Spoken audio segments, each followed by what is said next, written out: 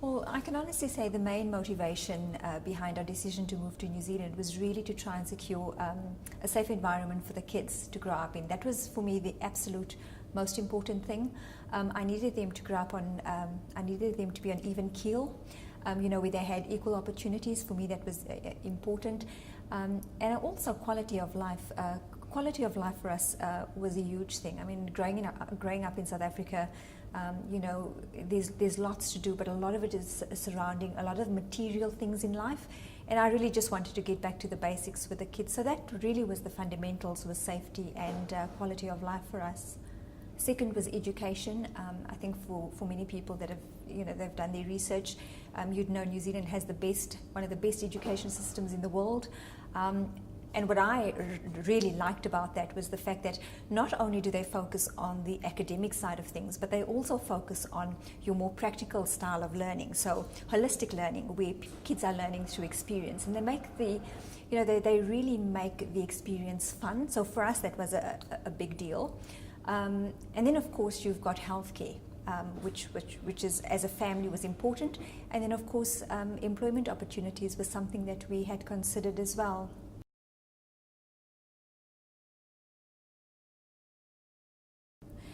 In terms of healthcare in New Zealand, I can honestly say we, being a young family, we certainly had our frequent trips to the ER, like broken bones and childhood illnesses. So yes, I have to say we used it pretty frequently. The nice thing about healthcare, especially for families with children, is that it's free of charge. Kids are covered up until the age of 18, and that incorporates things like dental as well. Where kids are covered up until the age of 18 as well. Obviously, as adults, for us, it's a little bit different. You pay for things like consultation, but your medical costs in terms of your medicines, those are subsidized. So you're not paying, the full amount. It is subsidized by the government. And I think the refreshing thing is that it's funded by the public health system is funded by public funds, so you can see the benefit of where your taxes are going to.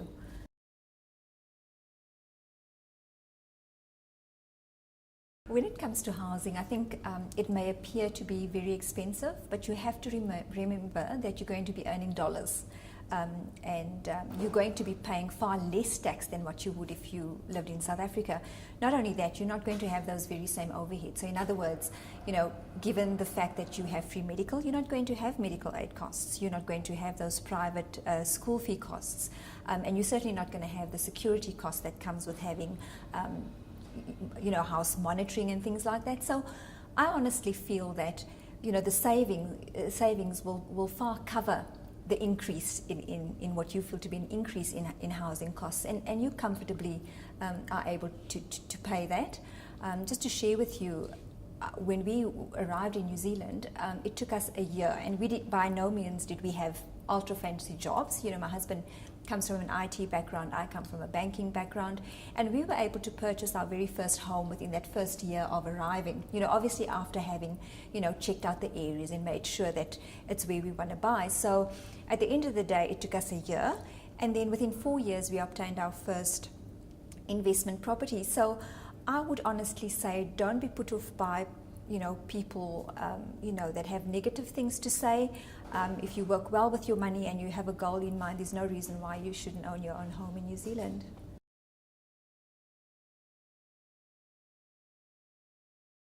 My work experience in New Zealand, I actually felt was a really positive one. I found Kiwis to be really warm and welcoming, very open people to work with. Not only that, I think South Africans have a really good reputation in the workplace for being hardworking and conscientious. And I think if you open to your peers and you get involved, you should have a positive experience as well.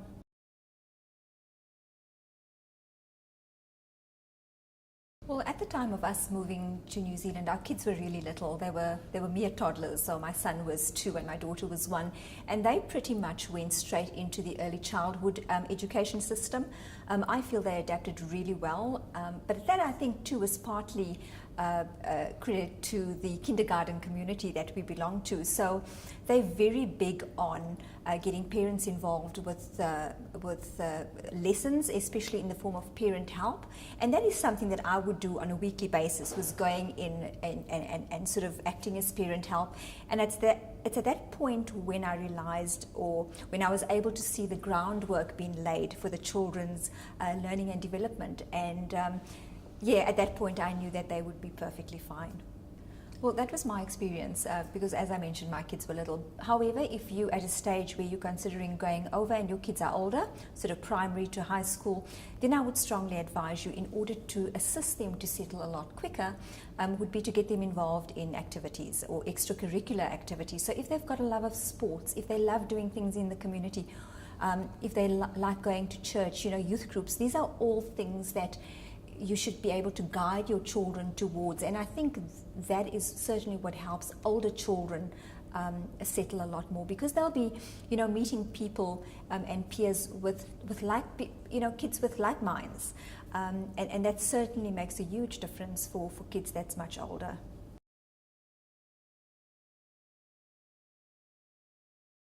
The immigration process can be really stressful, especially if you haven't gone through that process or you're not familiar with the process. So I believe it does take a certain depth of knowledge to be able to go through everything that is required.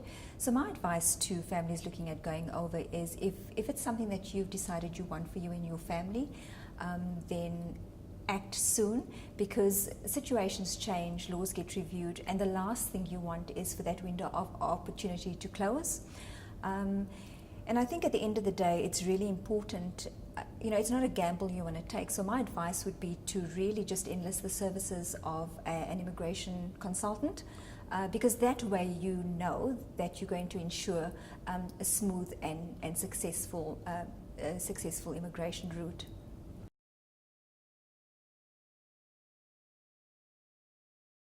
Moving to New Zealand, to be honest, it's the best decision, the best gift we could have ever given our children.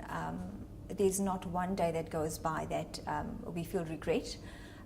They've grown up to be really well-rounded, well-balanced young people on the verge of university study. And I know that without a doubt they're going to be perfectly great moving on into adulthood, because they have an endless amount of opportunities available to them in New Zealand.